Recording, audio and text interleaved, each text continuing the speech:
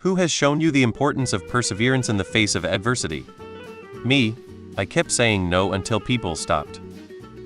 My father pretty much broke the mold of 15 generations of farmer to get an education, back when such was very unusual in our part of the country.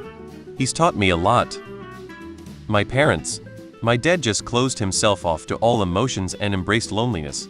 My mom gave in to all her worst tendencies and is a miserable alcoholic who psychologically damaged her children. My stepdad gave up and became fully codependent and is a weak enabling sack of sorrows. I will not be like them, so I go to therapy, largely stop drinking and make sure to not only care about myself, but also others around me. My father.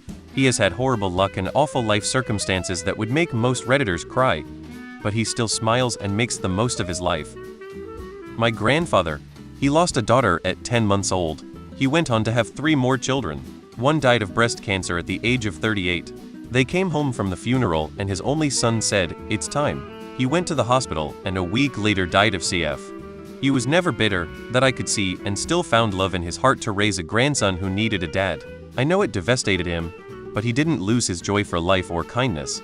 If he could go through that, I can go through almost anything. David Goggins was morbidly obese, has sickle cell anemia, and despite that went on to hold both the world 24-HR pull-up record, Navy SEAL, and become a world-class ultra-marathoner. Martha from Baby Reindeer. Naruto. Kaladin Stormlight. Me, myself, and I. Kaladin. My mother. She's a fucking lioness. The ball's on the woman. When I got to hospital of my MS treatment, I see lots of people in far worse scenarios than myself. People in wheelchairs, people on crutches, people with severe neurological problems, etc. They are always laughing, joking with staff, and basically not letting it get to them. It inspires me to try and get on with it and not let myself get too introspective about my condition. If they can still smile with all they have going on, I know I can too. Dad. He died when I was 9.